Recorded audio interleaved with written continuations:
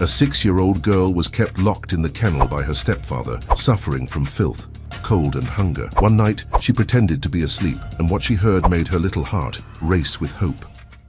The morning sun illuminated Sarah's spacious house, spreading golden hues through the glass windows, overlooking a blooming garden.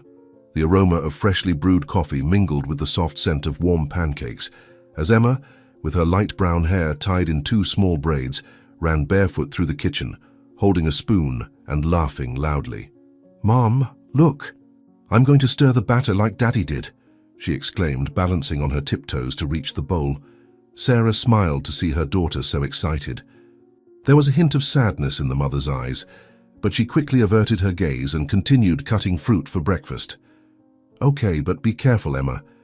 We don't want the kitchen to turn into a mess before work," she said affectionately. The family business was a legacy built with effort, and Sarah now ran it alone, although she never let work take up all the time she had with Emma. Before leaving, she made a point of preparing breakfast with her daughter and ensuring the day started with joy. James, the family's driver and friend, entered the kitchen with a warm smile and an apron tied around his waist. "Girl, you still haven't learned that I'm the king of pancakes. Come on, let me show you the secret." He took the spoon from the girl's hand and with a theatrical movement mixed the batter in an exaggeratedly elegant way. Emma clapped and laughed. "You're much better than me, James. Daddy said cooking is an art." After breakfast, the trio headed to the company. On the way, Emma looked out the car window and hummed a made-up song, while Sarah checked the day's agenda. "Mum, you always work so hard. When will we have a day just for us without meetings and papers?" Sarah closed her notebook and held her daughter's small hand. "I promise Sunday will be just the 2 of us. A whole day without worries, okay?" Emma nodded, satisfied, while James gave a conspiratorial look in the rearview mirror. "And if you'll allow me, I can prepare a picnic in the garden. What do you think?" The girl bounced on the seat, excited. "Yes, but there has to be chocolate cake." When they arrived at the company, Sarah greeted the employees and went to her office, while Emma said goodbye to James with a tight hug. "Don't forget to come back and pick me up, James." He laughed and ruffled the girl's hair. "I would never forget, little one. You're my most important appointment of the day." Emma ran down the hallway and sat in the small space her mother had prepared for her next to her desk. There were blank sheets, colored pencils, and a small easel for her drawings. "Can I draw our house today, Mom?"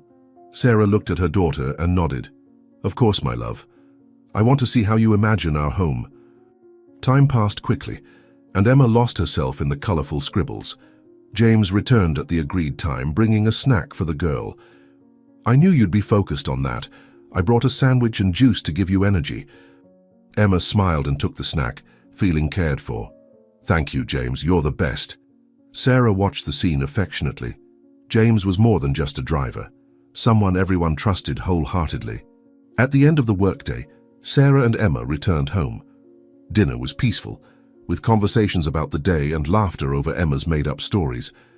"When I grow up, I'm going to be an artist and make comics about our family," said the girl, showing a drawing of James dressed as a superhero.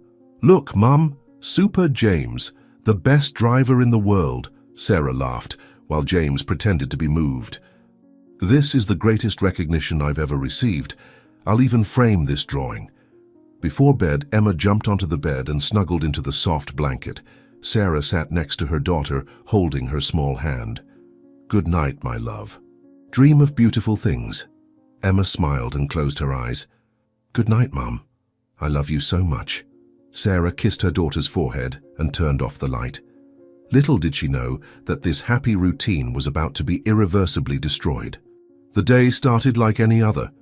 The sun was still slowly rising when Sarah prepared breakfast, watching Emma play with the napkin on the table. "Daddy's picking me up from school today, right?" The girl's voice was excited, full of anticipation. Sarah smiled and nodded. "Yes, my love. He promised to take you out for ice cream later." Emma vibrated with the news, while James, beside her, took a sip of coffee. He always finds a way to make Emma's day special. "I've never seen anyone so dedicated to their family as he is." The phone rang suddenly, interrupting the conversation. Sarah answered, still with a smile on her lips, but as the voice on the other end spoke, her face lost color. The cup in her hand trembled, and James immediately noticed something was wrong. "Mrs. Sarah, what happened?" he asked, but the woman remained silent for a few seconds, as if her brain refused to process the words she had just heard. "An accident. The car rolled over. They took him to the hospital." Her voice came out broken, almost lifeless. Emma, still unaware of the gravity of the situation, pulled at the hem of her mother's blouse. "Mom, what happened to Daddy?" James didn't hesitate. He grabbed the car keys and took Sarah's arm, guiding her out of the house. "We need to go now." The drive to the hospital felt like an eternity.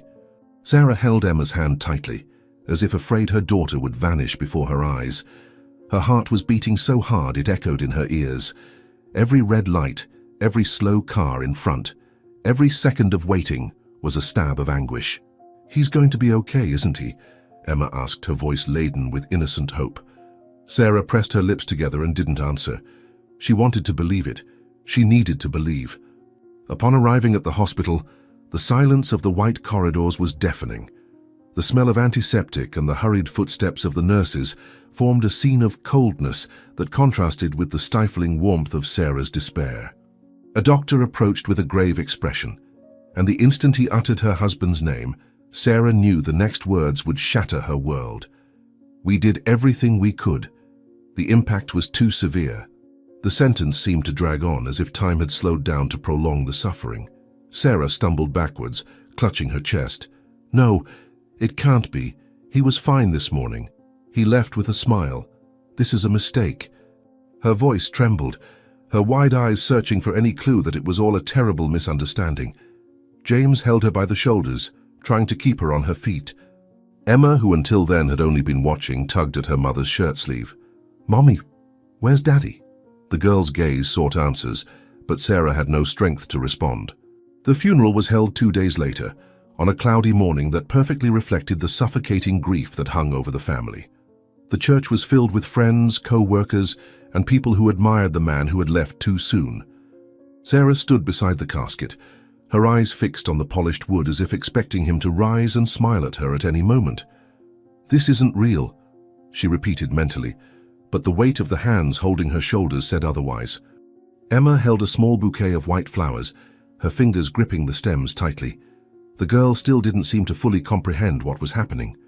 "When are we going to see Daddy again?" she whispered to her mother. Unable to answer, Sarah simply pulled her daughter into a tight embrace. "He's in a beautiful place now, my love."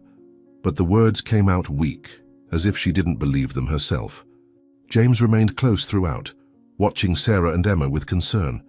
He knew the grief wouldn't be easy to overcome, but the way Sarah maintained her vacant gaze and mechanical gestures worried him deeply. "If you need anything, I'm here," he said softly, placing a comforting hand on her shoulder. Sarah nodded, but her mind seemed distant, somewhere between the happy past and the devastating present. After the burial, the house, once filled with laughter and movement, became a heavy and silent place. The aroma of coffee that used to fill the mornings had disappeared, replaced by the scent of flowers left by visitors in tribute to the deceased. Emma's room remained untouched, with drawings scattered on the table, but the girl refused to pick them up. "Daddy was going to teach me to draw better," she murmured, her eyes welling up as she looked at the easel. Sarah spent long minutes sitting in the living room armchair, staring at a family photo. She didn't cry, she just sat there, as if waiting would bring back what she had lost. Seeing her in that state, James approached with a cup of tea. "He wouldn't want to see you like this, Sarah, you know that." The woman finally averted her gaze from the photo and sighed, but didn't respond. Inside her, the pain was still too raw for any words to make sense. Emma, without fully understanding the magnitude of the loss, began to feel the impact of her father's absence. Nights were difficult, and the little girl often woke up calling for him. On one of those nights, Sarah found her curled up in bed, hugging her own pillow. "Mommy, I dreamed about Daddy. He said he's still taking care of us." Sarah held back her tears and lay down beside her daughter, wrapping her arms around her. "He will always take care of us, my love. Always." But deep down, she wondered herself how she would move on without the man who was her foundation. The pain of the loss wouldn't dissipate anytime soon, and Sarah knew it. But in that moment, feeling Emma's small heart beating against her chest, she silently promised herself that she would find a way to move on. for the sake of her daughter, for the sake of the memory of the man they loved. 2 years had passed since the tragedy, but time hadn't erased the scars left by the loss. The house, once filled with life, now seemed larger, quieter, as if it were still learning to live without its pillar. Sarah had adapted to the new reality as best she could, taking over the family business with determination and strength, but every decision made alone was a reminder that he was no longer there to advise her. The office they once shared now belonged to her completely, and although she had rearranged the furniture and removed her deceased husband's personal belongings, the sense that he was still a part of that space never completely disappeared. Emma, now 7 years old, had also changed. Her childlike features were still present, but her father's absence had left marks that not even time had managed to soften. She no longer ran through the house every morning as before, nor asked him to pick her up from school.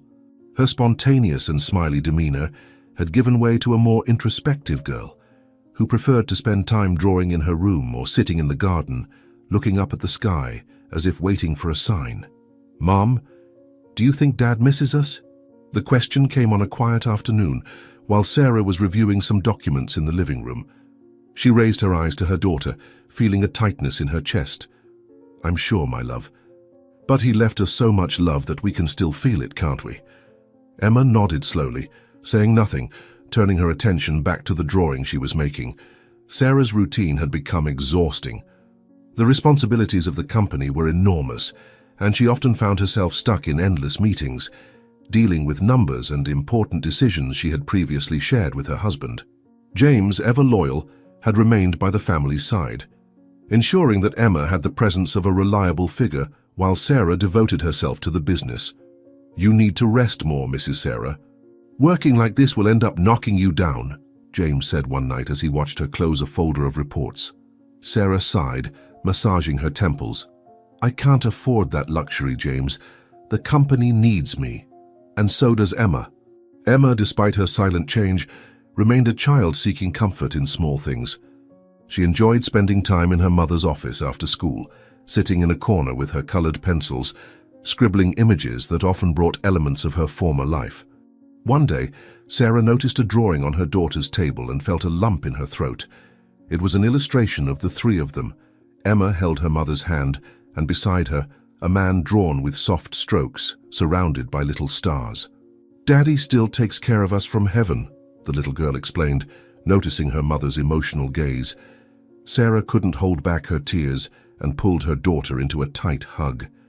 "And I will always take care of you, my love." Even with the pain still present, Sarah strived to create happy moments for her daughter. On Sundays, she set aside a few hours to take her to the park or to a cafe that Emma liked. James always joined them, bringing his welcoming energy to lighten the moments. "Today I want a really big hot chocolate," Emma announced as she sat at the table. "And a piece of cake too," James laughed. "Good to know there's still room for joy in that little heart." Sarah looked at her daughter and smiled. "Let's make this a good day, shall we?" However, not all moments were easy. There were nights when Emma would curl up in bed, feeling an emptiness she couldn't explain. On one of those nights, Sarah found her awake, staring at the dark ceiling. "Can't sleep, dear?" The girl hesitated before answering. "Sometimes I forget what Daddy's voice sounded like, and that scares me."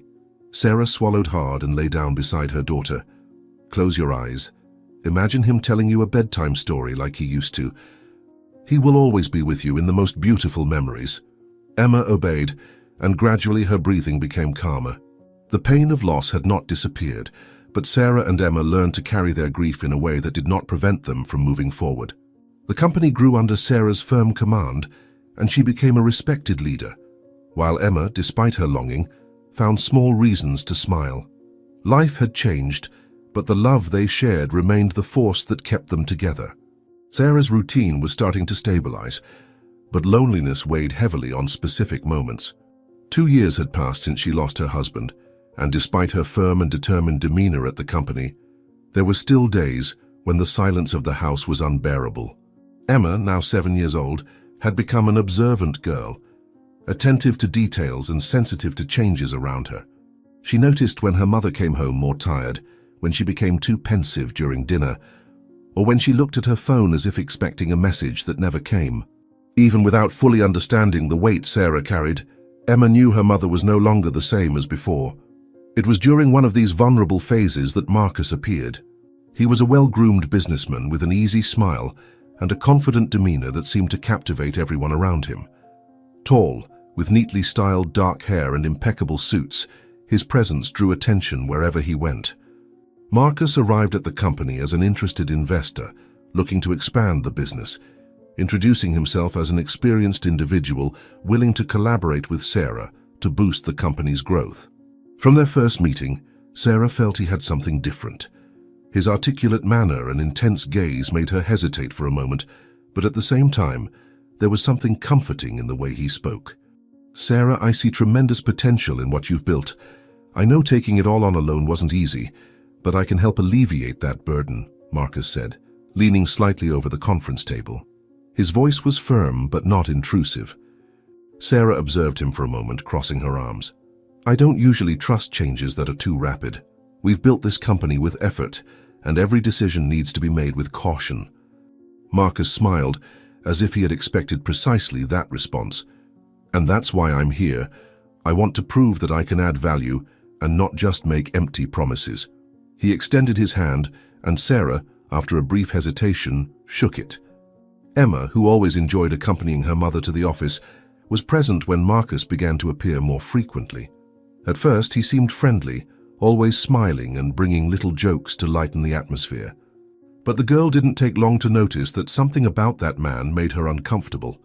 Unlike James, whose affection and loyalty were genuine, Marcus seemed forced, as if every gesture was calculated. Emma noticed that when her mother was around, he was attentive, helpful, and polite. But in the moments when Sarah left the room, his gaze changed. He watched her with an expression the girl couldn't fully decipher, but one that made her want to keep her distance. One afternoon, while drawing in her mother's room, Emma saw Marcus approaching and sat up straighter, gripping the pencil more tightly. "What a beautiful drawing, little artist," he said, bending down to take a closer look. "What are you drawing?" Emma hesitated before answering, keeping her eyes fixed on the paper. "My family." Marcus tilted his head, feigning interest. "And where am I in this drawing? After all, I'm always around here." The girl looked at him and frowned slightly. "You're not part of our family." Her response was simple but cutting. Marcus chuckled softly as if amused by the response, but there was something cold in his laugh. That night, while they were having dinner, Emma decided to speak her mind. "Mom, do you like Marcus?" Sarah, who was cutting the food on her plate, looked up at her daughter, surprised by the sudden question. "Why are you asking that, dear?" Emma shrugged, playing with her fork. "I don't know. He seems nice, but he also seems fake." Sarah let out a light laugh, not giving it much importance. "He's a businessman, Emma. Business people tend to be very persuasive." But the girl was not convinced and insisted. "James isn't like that. Dad wasn't either." Sarah paused for a moment, reflecting on her daughter's words. Indeed, Marcus was different. He was charming, knew exactly what to say and when to say it, and was always available to help her. But there was something in his gaze that made her uneasy, a discomfort that arose in unexpected moments. Still, she shook her head and smiled at Emma. "You don't need to worry about that, dear. I know what I'm doing." But Emma didn't respond. She just kept playing with her food, with the strange feeling that her mother didn't really know who she was dealing with. Time passed, and Marcus, with his constant presence and calculated charm, began to gain Sarah's trust. He not only proved to be an ally in business, but also someone willing to alleviate her responsibilities, suggesting strategies and demonstrating deep knowledge of the market. With well-chosen words and an ever-attentive gaze, he made her feel less overwhelmed, as if she finally had someone with whom to share the burden. "Sarah, you need to trust yourself more. Your business instinct is sharp, and together we can take this company even further," he would say, making her feel validated. Sarah began to believe that perhaps Marcus was really there to help her, someone who wanted to see her prosper. Gradually, Marcus began to assume a more central role in the company. What was once an occasional presence in strategic meetings became an active participation in important decisions. He offered to handle heavy negotiations, mediate contracts, and even review financial reports that Sarah had previously done alone. "Trust me, Sarah. You need to focus on the overall vision of the business, and I can take care of the administrative details," he suggested one afternoon, pushing a document for her to sign. Sarah hesitated for a moment, but eventually gave in. "You've been a great help, Marcus. I don't know what I'd do without you." It was the answer he wanted to hear. Emma, however, didn't share her mother's trust. The girl observed everything with an attention that even Sarah didn't notice. Ever since Marcus had started frequenting her home and office, Emma had felt an uneasiness that was hard to explain. His smile seemed fake, as if every word was spoken to please, and not because he really cared. There was something in his eyes that made her feel chills. When her mother talked about how much he was helping the company, Emma held herself back from challenging her right away. But one day, she couldn't stay quiet anymore. "Mum, why is Marcus always here?" she asked, sitting on the living room couch with her arms crossed. Sarah, who was reviewing documents, looked at her daughter without understanding the concern. "He works with me, dear. He's helping keep the company running." Emma frowned. "But you didn't need help before. Dad never needed anyone for that." The mention of her father made Sarah sigh. She closed the folder and approached her daughter, sitting beside her. "Emma, I know you miss Daddy. I miss him too. But we need to move on. Marcus isn't replacing anyone. He's just making things easier." Emma didn't seem convinced. She looked at her mother with serious eyes, rare for a 7-year-old child. "But I don't like him." Sarah laughed lightly, amused by her daughter's seriousness. "You just don't know him well enough yet. Marcus is a good person." But Emma just shook her head. "I know enough. He pretends to be nice, but it's not real." Sarah was silent for a moment. There was a firmness in her daughter's voice that bothered her, but she ignored the feeling and sighed, running her hand through the girl's hair. "Dear, I understand that you're suspicious, but I know what I'm doing." James, too, wasn't entirely comfortable with Marcus's presence. Although he maintained a respectful demeanor, he closely observed the businessman's movements within the company and within the house. The way Marcus won Sarah over with sweet words and supportive gestures seemed too calculated. One night, while driving Emma home from school, James noticed that the girl was quieter than usual. "What's wrong, little one? Are you worried about something?" Emma hesitated before answering. "James, do you like Marcus?" The driver was surprised by the direct question, but didn't show it. "Well, I don't think I know him well enough yet to say." "But why are you asking?" Emma bit her lip, looking out the window. "He gives me the chills. It seems like he's lying every time he smiles." James was silent for a moment, driving at a steady pace. He'd already had his doubts about Marcus, but hearing that from Emma made his concern grow even more. "If that's how you feel, maybe it's good to pay attention. But your mother believes he's helping, so we have to be careful about what we say." Emma nodded, but didn't seem convinced. What James didn't know was that the girl had been paying attention for a long time, and something inside her told her that sooner or later, her mother would see what she already knew. Marcus wasn't who he seemed to be. Emma realized that something had changed in the way Marcus looked at her. Before, his presence had already made her uncomfortable, but now there was something different, darker, heavier. When Sarah was around, he maintained the same polite smile and kind words, but as soon as they were alone, that mask would slip, revealing something that no one else seemed to notice. At first, it was just looks, long, cold, laden with something Emma couldn't name. Then came the whispers, low words her mother never heard. "Smart girls who meddle too much end up getting into trouble," he said once, leaning over the table while she was drawing. At first, Emma didn't tell her mother. She was sure Sarah wouldn't believe her. But then, the little provocations turned into something worse. One afternoon, while playing in the garden, Emma tripped on a stone and fell, scraping her knees. It wasn't serious, but when Marcus appeared, he grabbed her arm tightly and pulled her up abruptly. "Stop being clumsy," he muttered, squeezing her skin harder than necessary. Emma swallowed hard, feeling her heart race. When Sarah appeared a few minutes later, he had already let go of the girl and was exhibiting his charming smile again. "Emma is fine. She just got a little scared." The little punishments began to appear at times when Sarah wasn't around.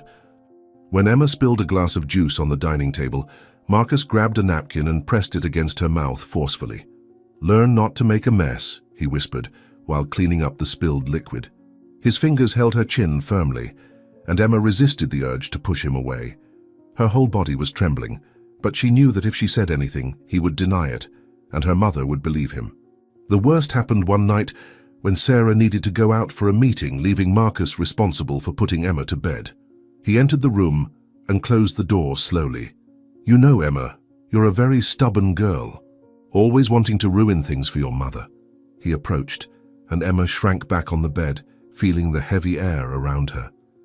"I don't like you," she said softly, trying to sound firm. But Marcus just smiled. "It doesn't matter. What matters is that your mother likes me. And you know what? If you keep trying to get in my way, I can make your life very, very difficult." That night, Emma couldn't sleep. Her heart was beating so hard it seemed to echo in the dark room. Now more than ever, she knew Marcus was not just someone she didn't trust. He was someone dangerous.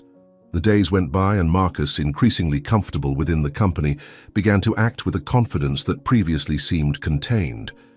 He no longer needed Sarah's approval to make certain decisions, for he had gradually assumed a leadership role that did not belong to him.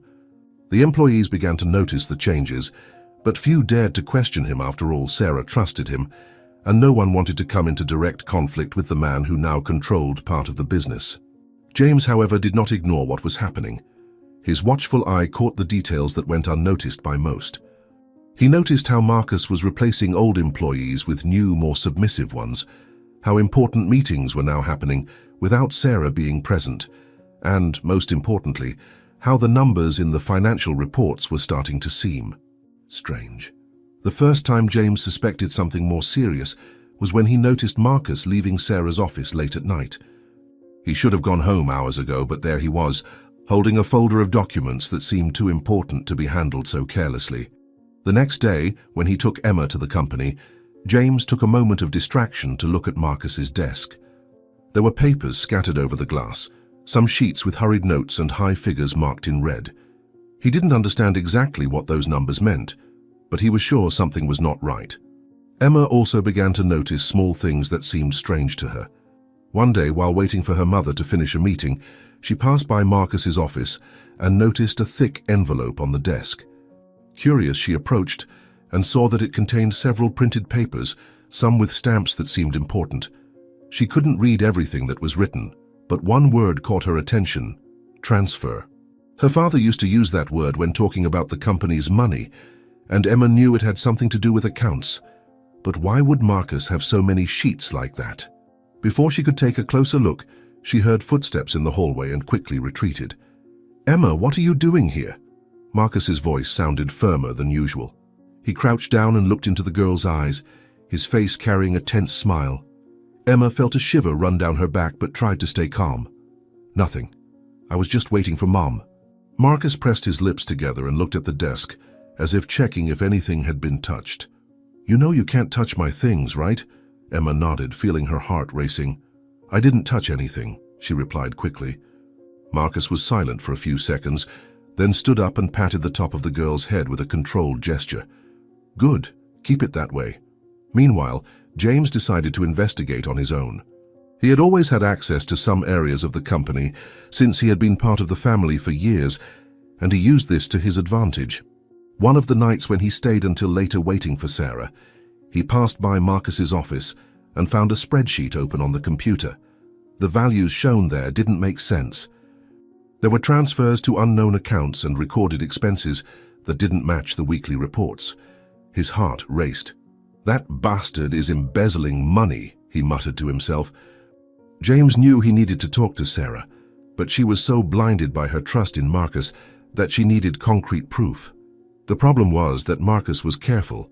He wouldn't leave easy trails to follow. But James already had a goal: to find out the truth before it was too late. Meanwhile, Emma felt that something was about to happen. Every day, Marcus seemed more comfortable, more confident, and that frightened her.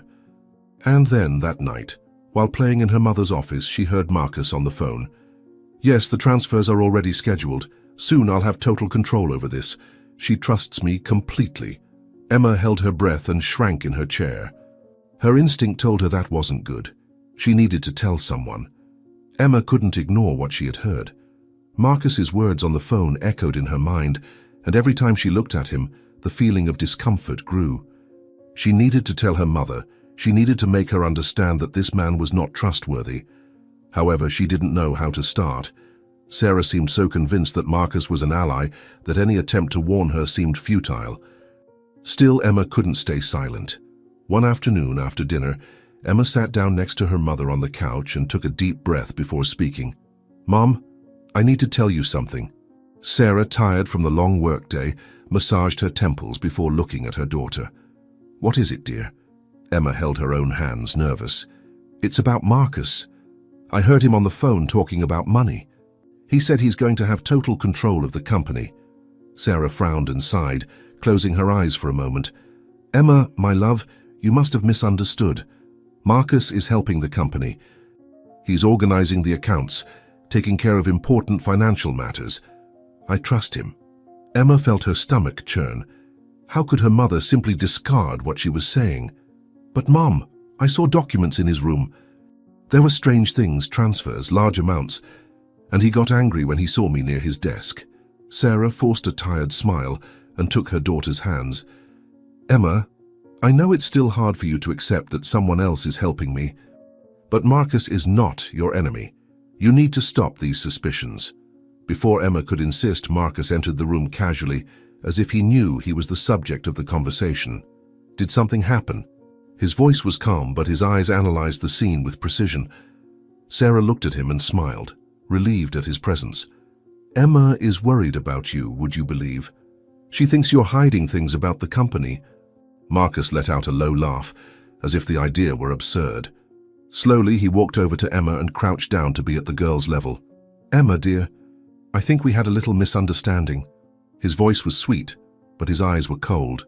"I would never do anything to harm your mother or the company. Everything I do is to help. I know you miss your father, and it's hard to see someone new around. But I'm here to support your family." Emma recoiled, feeling a lump in her throat.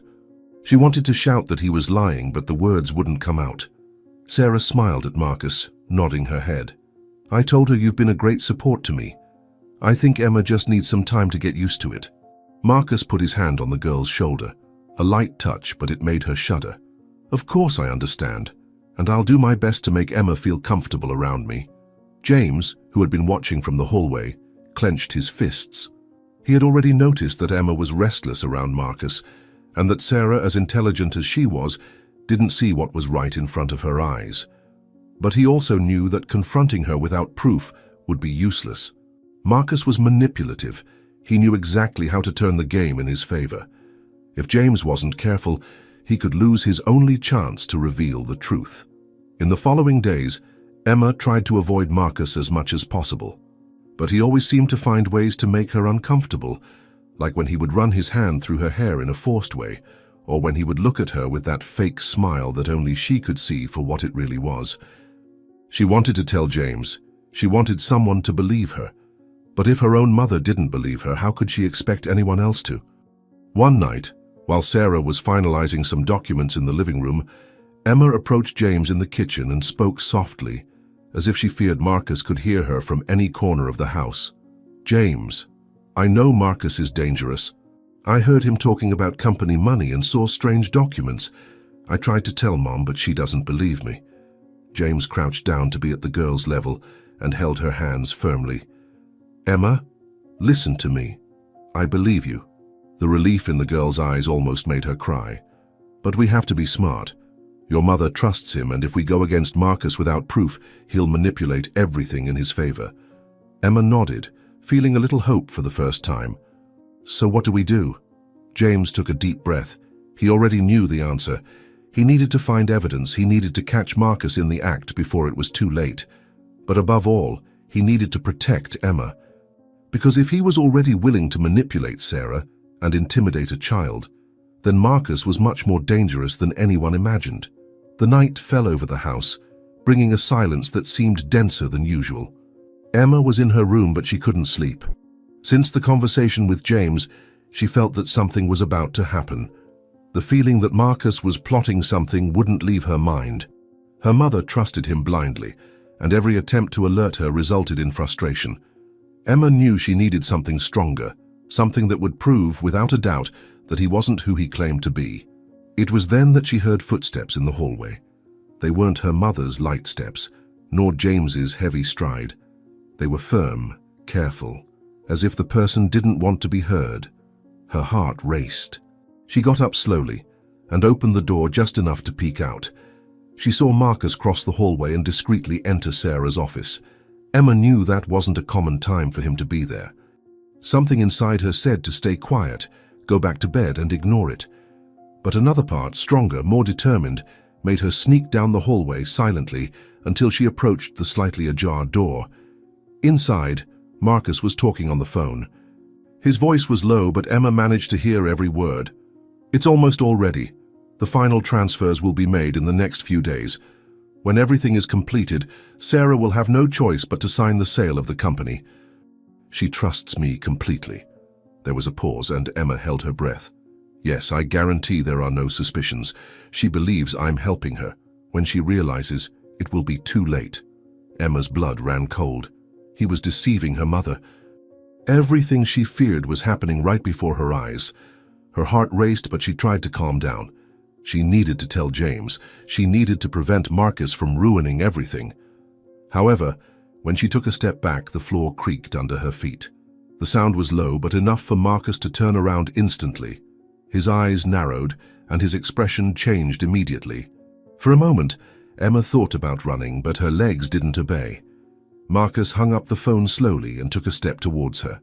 "Emma," he called, with a tone that pretended to be kind, but carried something sinister behind it. The girl tried to back away, but he was faster. Before she could escape, Marcus firmly grabbed her arm, crouching down to be at her face level. His smile was forced, his eyes colder than ever. "You heard something you shouldn't have, didn't you?" Emma tried to break free, but he tightened his grip.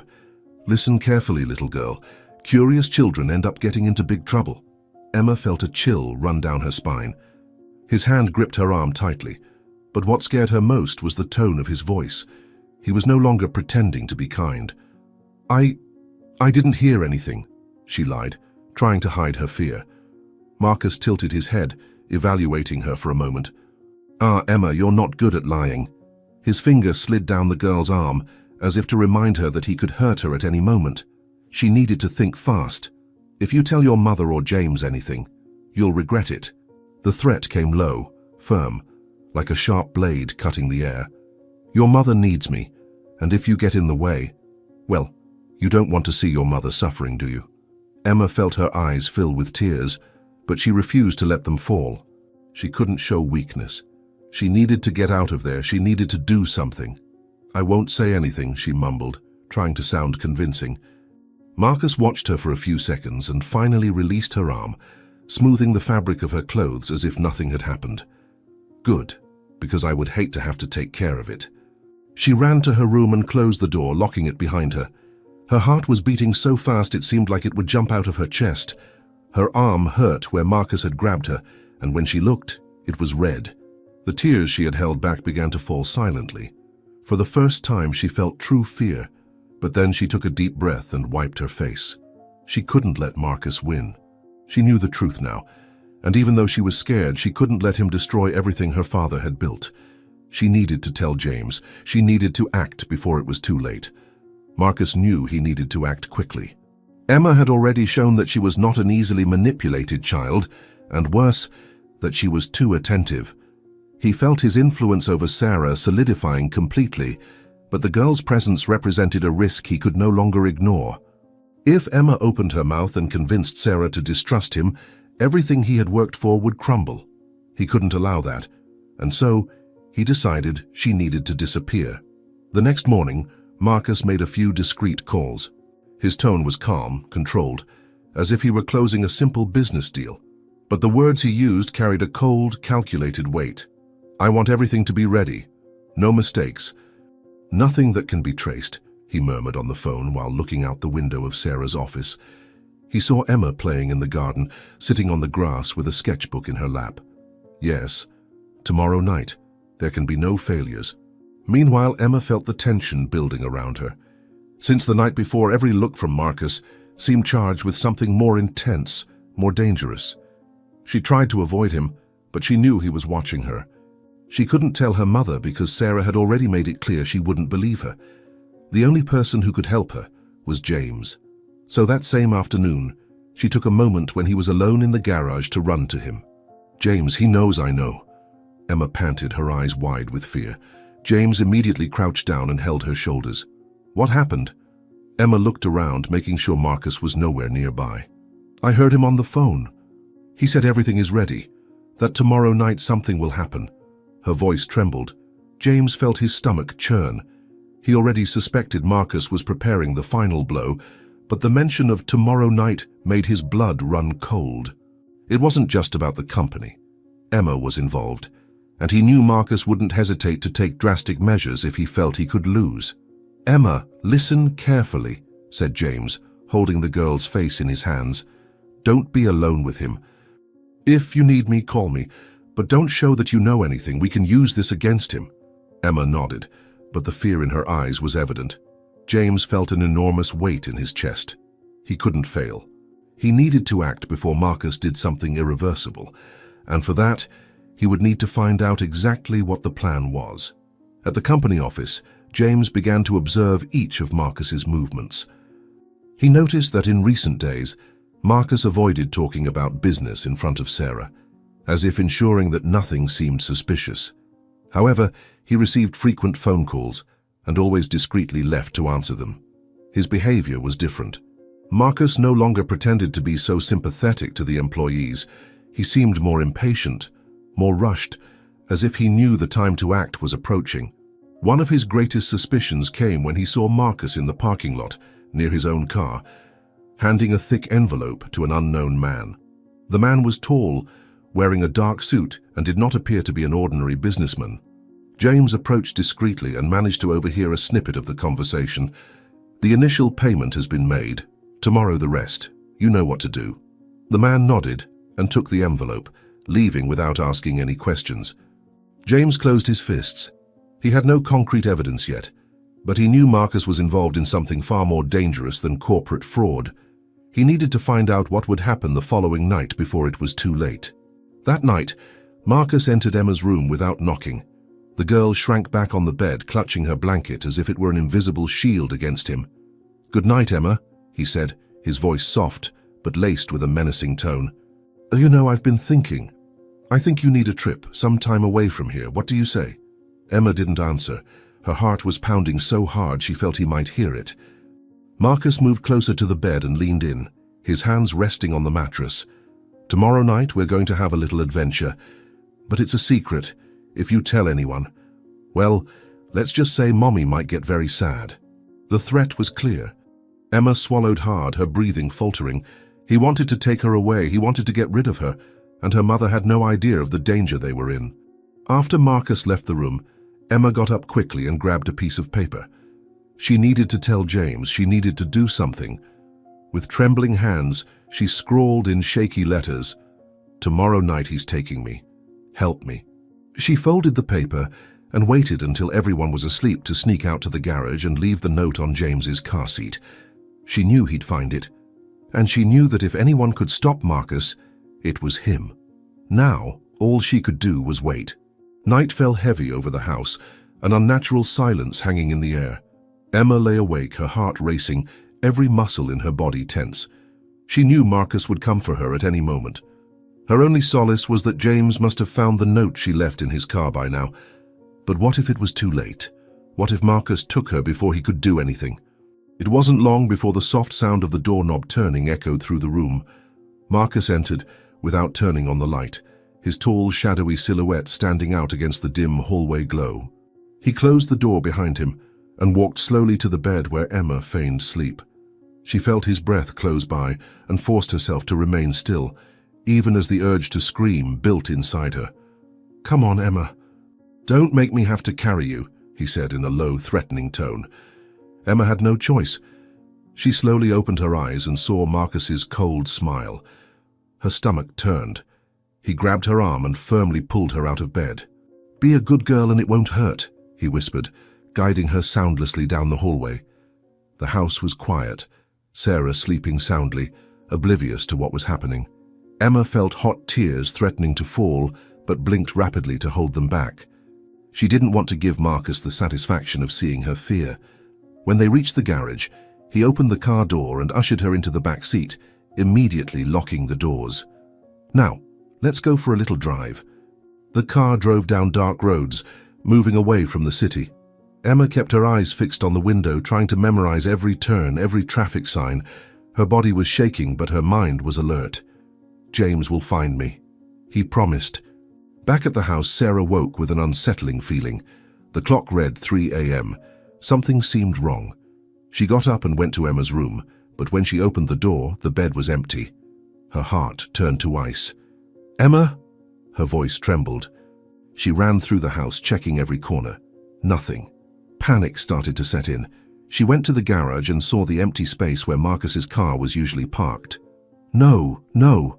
A sob escaped her throat. Sarah grabbed her phone and called James. "Emma's gone, Marcus isn't here. Oh God, I don't know what to do."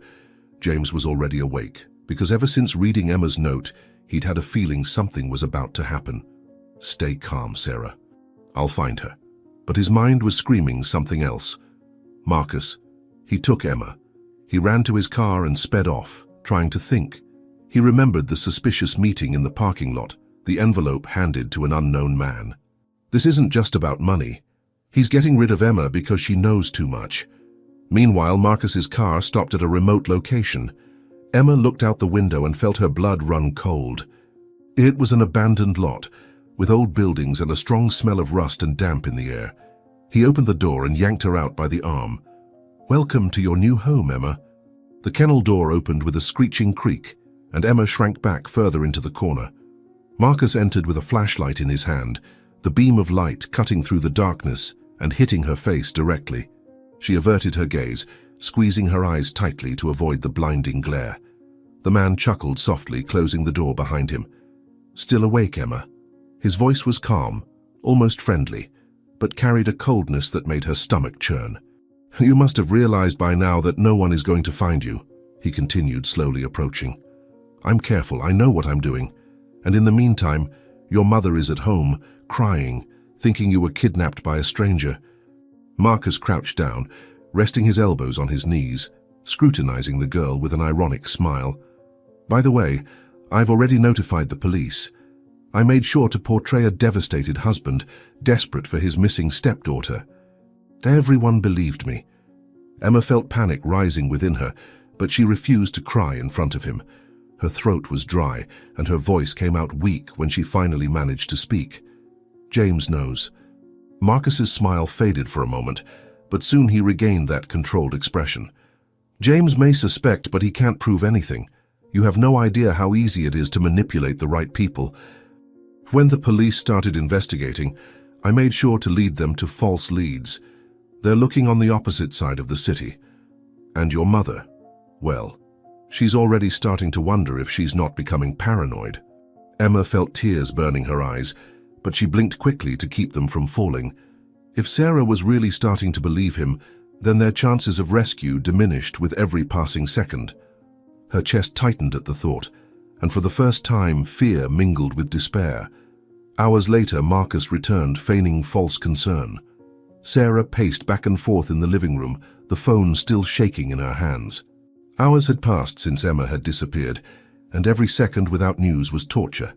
The police were searching, but the only thing they could say was that they still had no concrete leads. Marcus, sitting on the sofa, pretended to be devastated. "I simply don't understand, Sarah," he said, rubbing his hands over his face as if holding back tears. "How could this happen?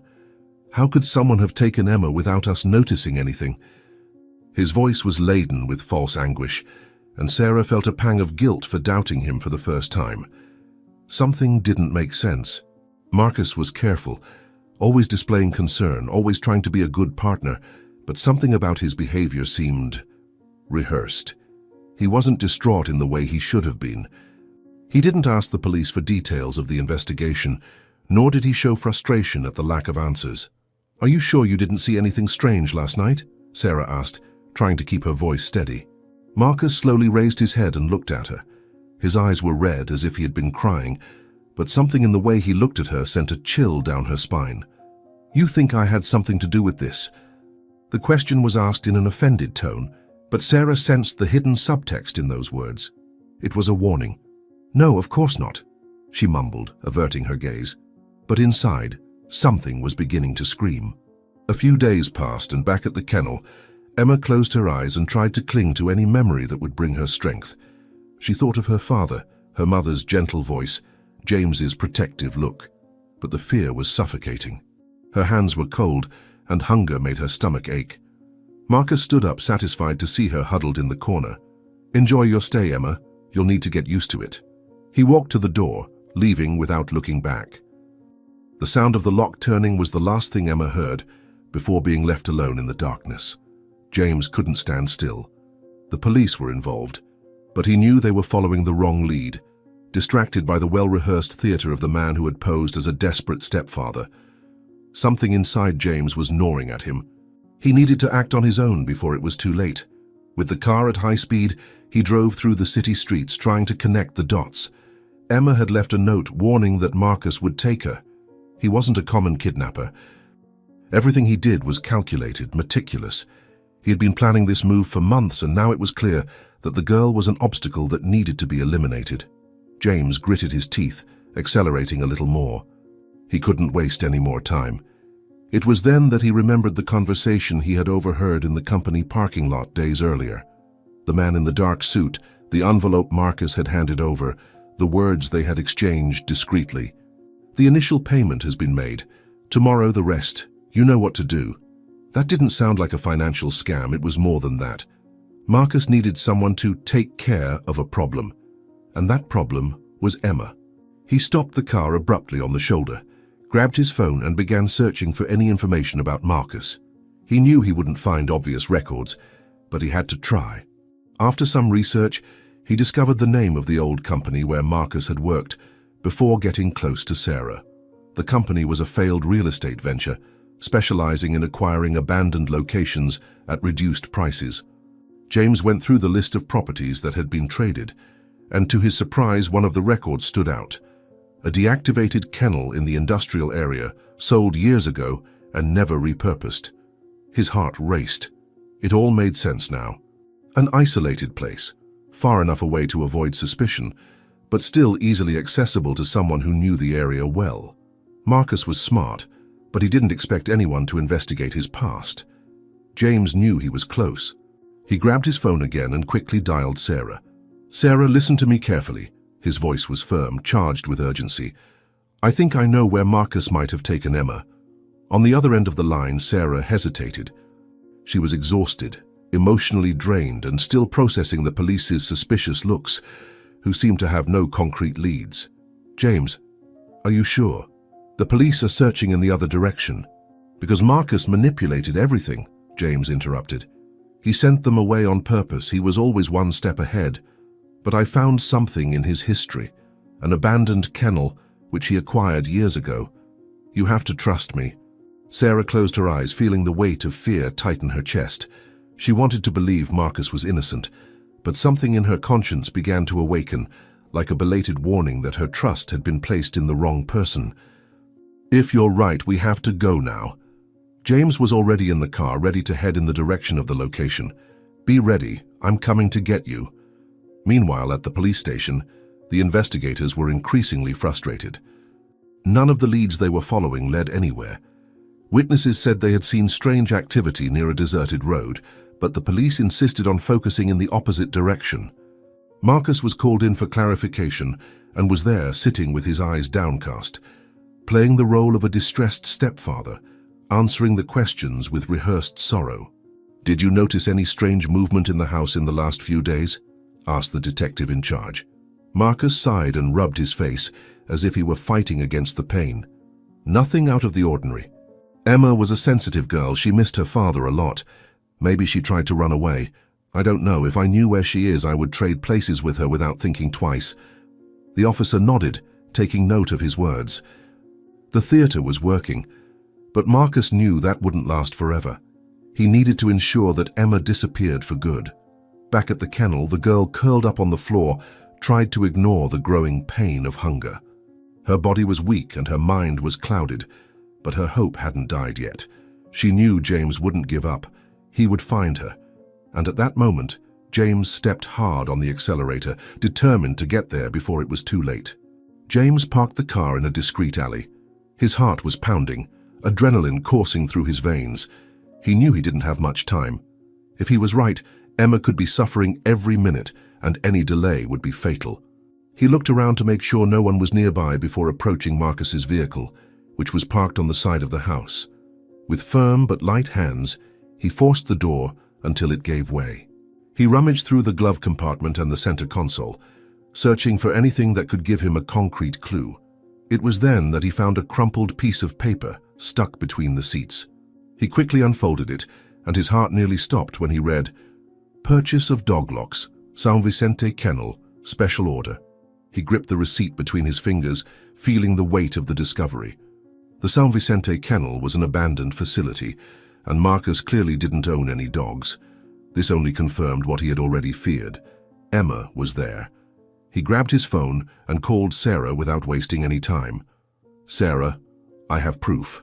I found a receipt in Marcus's car. He bought locks for an abandoned kennel." His voice was charged with urgency. On the other end of the line, Sarah was at the home office, her trembling hands rummaging through Marcus's drawers. Ever since James had told her about her husband's suspicious past, she couldn't contain herself. Something inside her screamed that the truth was right there, hidden in plain sight. And then she found it. A bundle of documents hidden in the bottom of the lowest drawer, rolled up and held by a rubber band.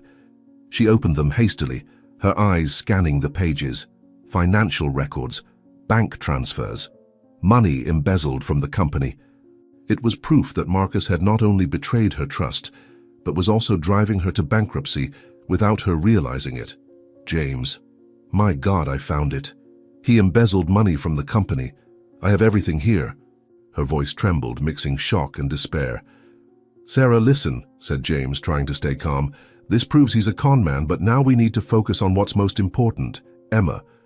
Sarah hesitated for a second, but then clutched the papers to her chest. Her heart was heavy with guilt for not having seen earlier who Marcus really was, but now she needed to act. The truth was finally coming to light. But would they make it in time? The cold night wind blew against the metal walls of the abandoned kennel, making the place seem even darker. The smell of rust and damp permeated the air, and every sound echoed through the empty corridors, increasing the feeling of isolation. Emma lay curled up in the corner of the small cell where Marcus had locked her, her body trembling. She didn't know exactly what time it was, but the absolute silence indicated that the early hours of the morning had already arrived. The sound of an approaching car made her heart race. She curled up even tighter, quickly closing her eyes and forcing her breathing to remain slow and steady. If she pretended to be asleep, perhaps she could overhear something useful. The metal door creaked when it opened, and heavy footsteps echoed through the place. Emma recognized the weight of Marcus's boots on the concrete floor, and a shiver ran down her spine. He stopped near the cell and stood there for a few seconds, watching her. Emma struggled not to move, keeping her expression serene. "Still sleeping, huh?" he muttered, more to himself than to her. After a few more seconds, he moved away, walking through the kennel to the room next door. Emma opened her eyes a crack, just enough to see that he was busy with something. She slowly raised her head, trying to see better through the rusty bars. Marcus crouched in front of a black suitcase, unzipped it and began checking its contents. The dim light from the flashlight he held reflected off stacks of cash piled up.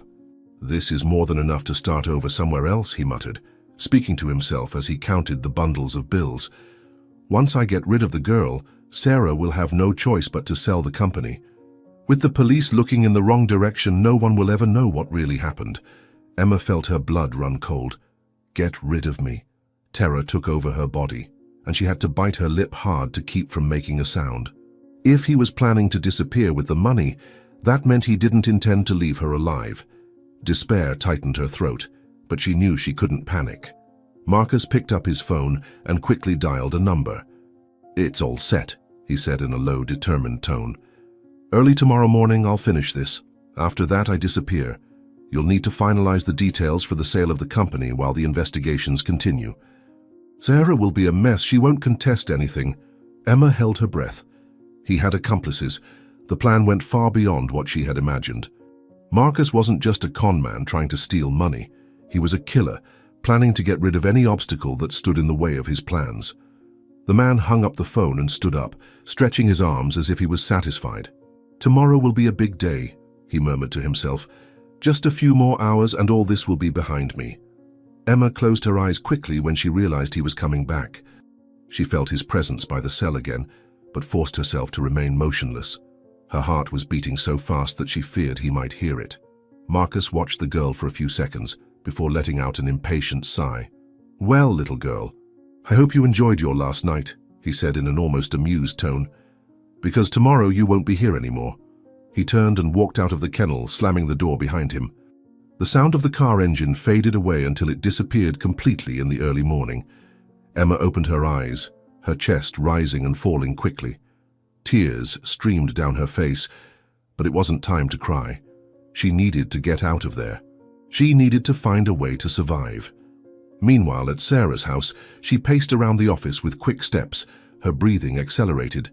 The mountain of documents scattered over the desk made evident what she had tried to ignore for so long. Papers signed with her forged signature, bank transfers to unknown accounts, records of properties she had never bought. Each line was a direct blow to her trust, irrefutable proof that Marcus was not only destroying her financial life, but had planned it all from the beginning. She picked up the phone with trembling hands and dialed James. "I confirmed everything. He stole the company, embezzled money, forged documents. He used my name to get loans, James. I don't know how I was so blind." Her voice broke at the end, taken by a mixture of anger and despair. Sarah swallowed hard. Everything inside her said Marcus was dangerous, but now, knowing he was a cold and calculating con man, there were no more doubts. James hung up and turned his attention back to the road. With his heart racing, James got out of the car and advanced carefully to the gate, analyzing the place. The kennel was in ruins, but there were still some solid structures. He needed to get in unseen. He looked around and saw a section of the barbed wire fence slightly loose. Using a piece of cloth to avoid cuts, he pulled the wire aside and snuck into the property. On the other side of the cell, Emma remained lying on the cold ground, hearing everything. Her body was weak, but her mind was alert. "He's going to kill me. I need to get out of here." James moved carefully between the shadows, approaching the main structure. The faint light coming from the room where Marcus was the only illumination in the environment. His heart pounded against his chest. "I'm here, Emma. Hold on." James advanced through the dark corridor of the kennel, his senses alert, his heart pounding hard. The silence was oppressive, only broken by the distant sound of the wind against the metal walls. Every second lost was a risk for Emma. Moving cautiously, he slid along the wall until he found the row of abandoned cells. His gaze scanned the environment, and then in the farthest corner he caught sight of the small figure curled up on the cold floor. "Emma," he whispered, his voice laced with relief and urgency. The girl raised her head with wide eyes, recognizing the silhouette of the man who had never stopped believing in her. Her legs were weak, but hope made her rise quickly and run to the bars. "James!" He pulled the bars, testing their resistance. The iron was old and rusted, but still sturdy. "I'm getting you out of here. Stand back." He grabbed a piece of metal from the floor and forced it against the lock, twisting with all his might. The lock gave way with a loud snap, making Emma let out a sob of relief. Before they could celebrate, a noise echoed from outside. James' eyes narrowed. "We need to leave now." He pulled Emma by the hand, guiding her to a side exit he had identified upon entering. Time was short. James drove at high speed, feeling the cold sweat run down his forehead. Emma was huddled in the passenger seat, her arms wrapped around her own body, her gaze fixed on the road. The silence inside the car was heavy, but he knew any words at that moment would seem too small in the face of what she had just experienced. His only focus was getting her home. When he finally parked in front of Sarah's house, his heart raced. Marcus's car was already there. The living room lights were on, and through the window James could see him holding Sarah by the shoulders, his expression filled with false concern. He knew how to play the game well. Sarah seemed fragile, destroyed by anguish, completely in the hands of the man who manipulated her. James turned off the car engine but remained motionless for a moment, watching the scene through the window. His stomach churned at the sight of Marcus holding Sarah, his eyes full of false compassion, as if he were a desperate husband trying to comfort his wife in a moment of pain. He was a skillful liar, and Sarah, vulnerable as she was, couldn't see it. Emma was also looking into the house, her body tense as she saw the man who had kidnapped her, acting as if he were innocent. Her small fingers gripped the fabric of James's shirt. "He's deceiving her," she whispered, her voice almost failing. James nodded, keeping calm for her. He picked up his phone and dialed Sarah's number. He saw through the window when she picked up the phone with trembling hands. "James?" Her voice came out in a mixture of despair and hope. "Sarah, listen carefully," he said, keeping his tone firm. "I'm right at your doorstep, and I'm not alone." Sarah frowned, confused. "What do you mean?" James took a deep breath before answering.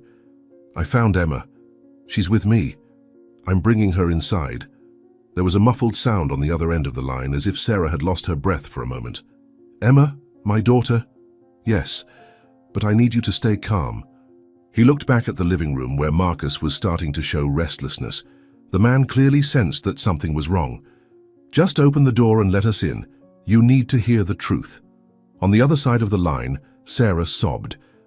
Marcus held her shoulders more firmly. "Who is it, dear?" he asked, forcing a concerned tone. Sarah hesitated. James saw her eyes move between Marcus and the phone in her hand. She bit her lower lip, then answered, her voice trembling. "It's James." Marcus's face hardened. James knew there was no more time. He hung up the phone, opened the car door, and picked Emma up in his arms. With determined steps, he walked to the door, ready to face the monster who had deceived them all. The truth was about to be revealed. Marcus checked his wristwatch for the third time, trying to disguise his impatience. Every minute wasted was a greater risk. He needed to get out of that house before anything went wrong. The plan was prepared. The embezzled money had already been transferred to a secure account. His suitcases were ready, and within a few hours, Sarah would believe he was just traveling to rest. He forced a tired sigh, sliding his hands through his hair and then leaning against the wall, acting out an exhaustion he didn't feel. "Sarah," he called, looking at her on the couch. "I need to tell you something." He forced a concerned look before continuing, keeping his tone soft. "I think this whole situation has affected me more than I thought. Emma's disappearance, these fruitless searches. I just can't sleep properly anymore. I'm not doing well." He paused, observing her reaction. Sarah remained motionless, her eyes lowered, pretending to reflect on his words. Marcus noticed her silence and continued, forcing a heavy sigh. "I need to travel for a few days. Maybe go to a quieter place away from all this. I think we both need some time to breathe." He cast a controlled glance at the suitcases near the door, making sure Sarah saw them. He was playing on her emotions.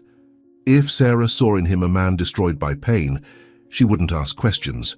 Sarah slowly raised her eyes, feigning hesitation. Inside, her heart was racing, but outwardly, she needed to appear fragile, confused, exactly as Marcus expected. "Travel," she murmured, maintaining a tone of uncertainty. "Now?" Marcus nodded and approached, sitting beside her. He took her hand and squeezed lightly, as if needing support. His touch, which once seemed comforting, now sent chills down Sarah's spine. "I just need some time to organize my thoughts. You understand, don't you?" Sarah averted her gaze, biting her lip. I guess so." He noticed her hesitation and smiled, satisfied. He was convinced he still controlled her. He glanced at his watch again. He needed to leave soon. If he was quick enough, he could disappear before anyone suspected anything. He looked out the window and saw a vehicle turning off its headlights. Something was wrong. "Are you expecting someone?" he asked, narrowing his eyes. Sarah took a deep breath, controlling the tension. Now she needed to play her role until the end. No, I have no idea who that could be." Marcus approached the curtain and pulled it slightly to the side, and then he saw. Out there, standing beside the car, James stood firm, and beside him, holding his hand, was Emma. Marcus froze. His jaw locked, his fingers gripping the fabric of the curtain tightly. The impossible had happened. Emma, who he was sure would never return, was alive. Sarah noticed the change in his face and knew he had understood everything. "Marcus," her voice came out calm but carried something new. "What is it?" He turned slowly, his dark eyes scanning her face. She no longer seemed fragile. There was no confusion in her eyes. Marcus felt bile rising in his throat. The game had changed. Marcus gripped the curtain between his fingers, his heart pounding at the sight of Emma standing beside James. That was not possible. The girl was supposed to be gone, out of the picture. But there she was, alive, staring at the house with wide, fearful eyes. It took him only a second to regain his composure. His face took on a calculated expression, and he turned to Sarah with the forced calm of someone who still believes they have control over the situation. "Stay here, dear. I'll see who it is," he said, sliding his hand over her shoulder, as if he were still the protective man she believed him to be. Sarah kept her expression blank, merely nodding slightly. But inside her, a fire was spreading.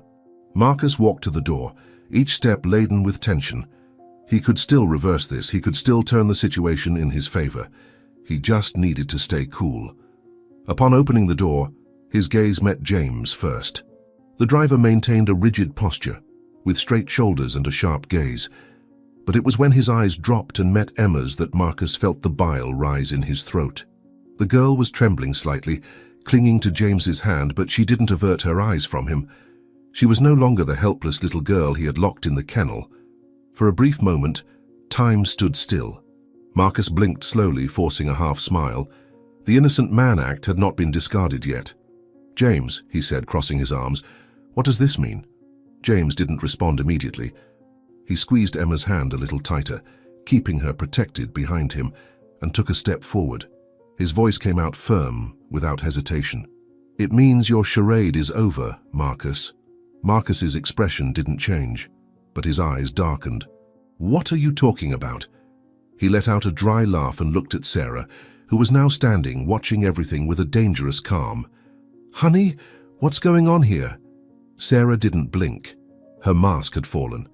She took a step forward, her eyes carrying something Marcus had never seen before. "I know everything, Marcus," she said, her voice firm, without tremors. "I know what you did to my daughter. I know it was you who kidnapped her." Marcus felt an electric current run through his body. His jaw locked, but he couldn't lose control. He needed to turn this situation around. "This is an absurd," he said, forcing an indignant tone. "I've always been by your side, Sarah. I suffered with you. Who is poisoning your mind with these lies?" Sarah laughed humorlessly, shaking her head. He was still trying to manipulate. He still thought he had power over her. "I don't need anyone to tell me anything, Marcus," she retorted, taking another step closer to him. "I saw the company documents. I saw the money you embezzled. I know you lied about everything, including that emergency trip." She pointed to the suitcases by the door. "You were going to run away, weren't you?" Marcus took a deep breath, running his tongue over his lips. The conversation was getting out of control. "Sarah, please." He extended his hand towards her, but she backed away before he could touch her. "You're accusing me based on what? On what this driver said? On a child who was found who knows where?" James clenched his jaw and advanced a step. "Emma told me everything, Marcus. She remembers what you did. She remembers every second inside that kennel."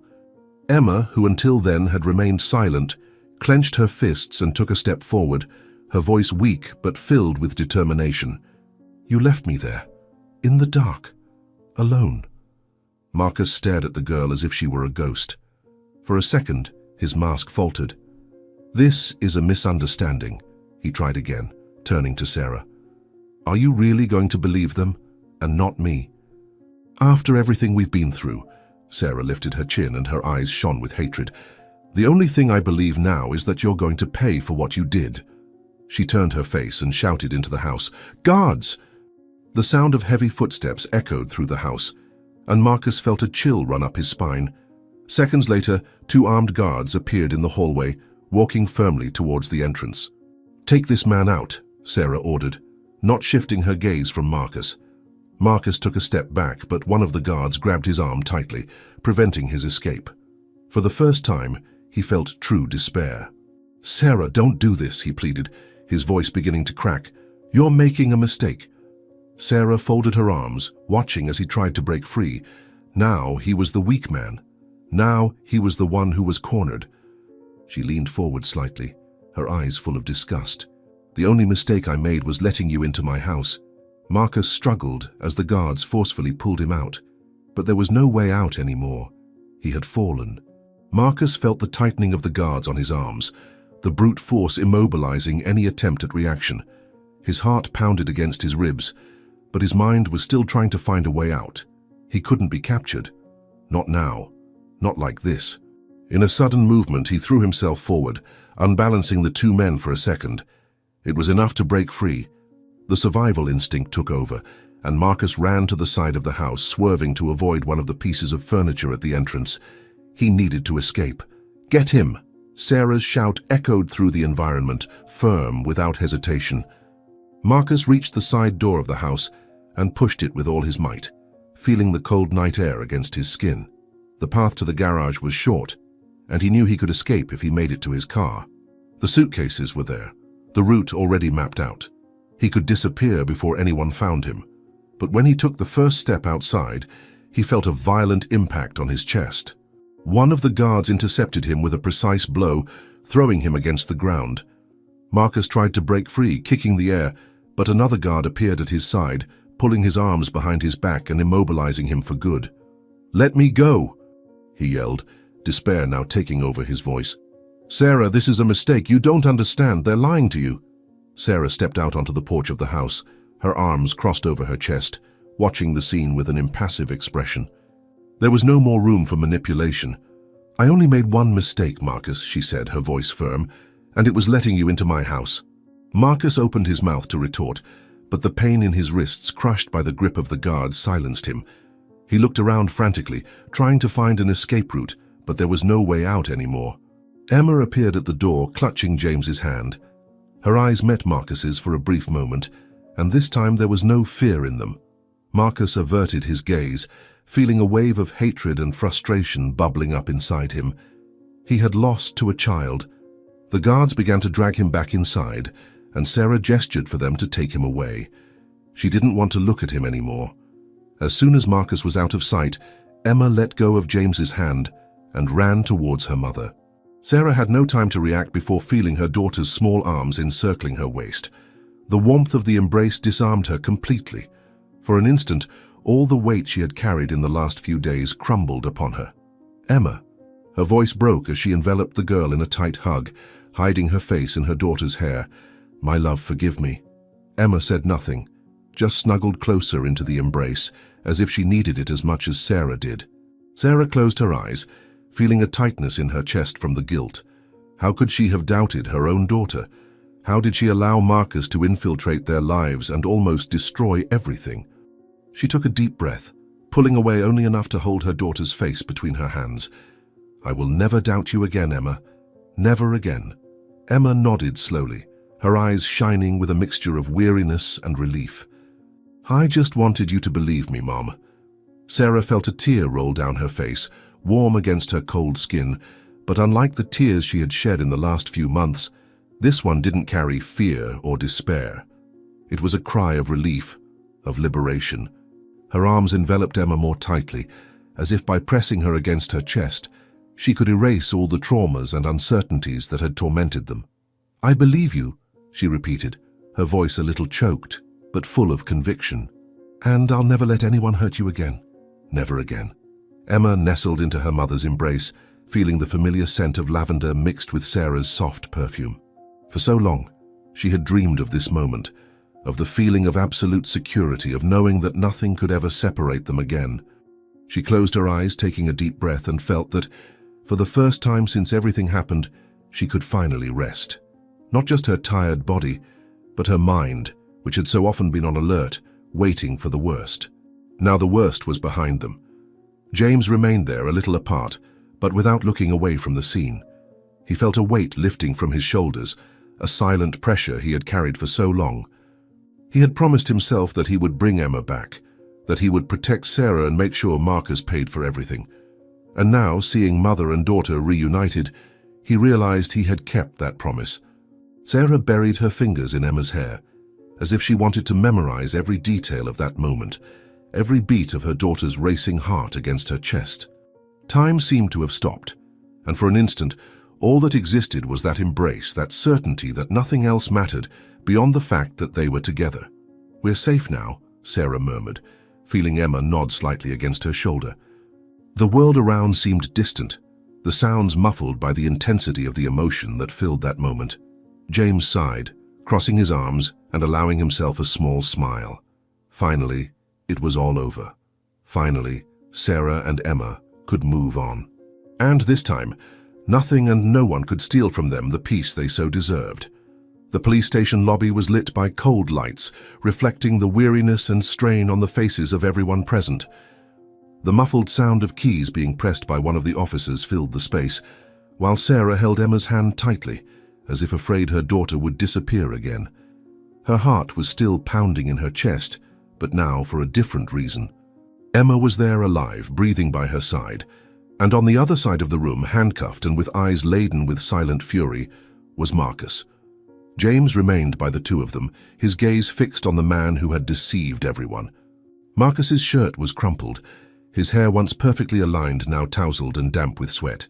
But it wasn't the unkempt appearance that drew attention, but rather the way he looked at them, without fear, without remorse. There was still something in him, a coldness, a calculation, as if he were waiting for the next move. The detective in charge approached, holding a report in his hands. "We gained access to the company's documents, and the irregularities confirm the multi-million-dollar misappropriation we already suspected. Furthermore, Emma's testimony, combined with the evidence found at the kennel, is sufficient for the prosecutor to formally request charges for kidnapping and attempted homicide." He looked at Sarah, his expression serious. "This means Marcus will remain in custody while we await trial." Sarah nodded, feeling the weight of those words. She should feel relief, but a part of her was still processing the fact that a man she trusted, to whom she had opened the doors of her home and her company, was capable of such cruelty. Can he try to make a deal? Can he be released on bail? Her voice came out hesitant, laden with fear. The detective sighed, flipping through some pages of the report. "We're dealing with a high-risk case. With all the evidence we have, a judge will hardly grant bail. Furthermore, we've identified financial movements that suggest an attempt to flee. He won't be getting out anytime soon." Emma looked at Marcus without blinking, her tiny fingers tightly gripping the hem of her mother's shirt. The girl couldn't forget the nights she spent in that kennel, the cold, the fear that he would come back to hurt her. Now, there at the police station, she hoped to feel safe. She hoped that seeing him handcuffed would be enough to erase the nightmares. But something inside her told her it wouldn't be that easy. "Emma," James called softly, crouching down to be at the girl's level. "It's all right now. He can't hurt you anymore." But Emma didn't shift her gaze from Marcus. There was something burning inside her, a childish anger, but at the same time too mature for a 7-year-old. "He thought I wouldn't come back," she murmured, her voice firm though a little shaky. "He thought he'd leave me there forever." Marcus raised his eyebrows and smiled. A small, almost imperceptible smile, but one that made Sarah's blood run cold. He knew he had lost the battle, but he hadn't lost his essence. "You're a smart little girl," he muttered, before one of the officers pulled him by the arm, leading him to the temporary cell. The impact of those words left a tension in the air. Sarah felt her breath falter, but soon she hugged Emma tightly, protecting her from any remnant of that man's presence. "He'll never touch you again," she assured, her voice coming out low but firm. "Never again." The officer leading Marcus away paused for a moment before proceeding down the hallway. "If you want, you can watch him being taken to detention," he said, his voice neutral. "But if you'd rather not witness it, I understand." James crossed his arms, watching Sarah and Emma. He knew that decision wasn't up to him, it was theirs. Sarah closed her eyes for a moment and took a deep breath. She didn't need to see him being taken away. She didn't need anything else. She just held Emma a little tighter against her and murmured, "It's over." James nodded and stepped back a bit, giving them space. But as he turned to observe Marcus one last time, he saw something in his eyes. Something that made him stay on high alert. Marcus was a dangerous man, and men like that never accepted defeat easily. The sound of the doors closing echoed through the police station. Emma let out a long sigh and felt her mother kiss the top of her head. For the first time in a long while they were free, but deep down, Sarah knew this chapter didn't end there. There was still a trial. There were still memories that needed healing, and above all, there was still a long way to rebuild their lives. But that night at least, Emma could sleep without fear. The courtroom was packed. Reporters occupied the side benches, cameras flashed constantly, and murmurs spread through the environment like a wave about to explode.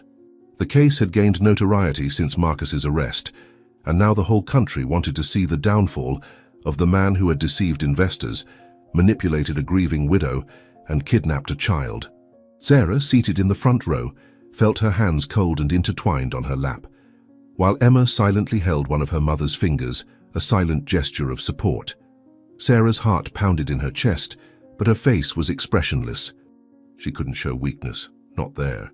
The judge, a firm-eyed woman with neatly pinned grey hair, banged her gavel on the desk, demanding silence. Court in order.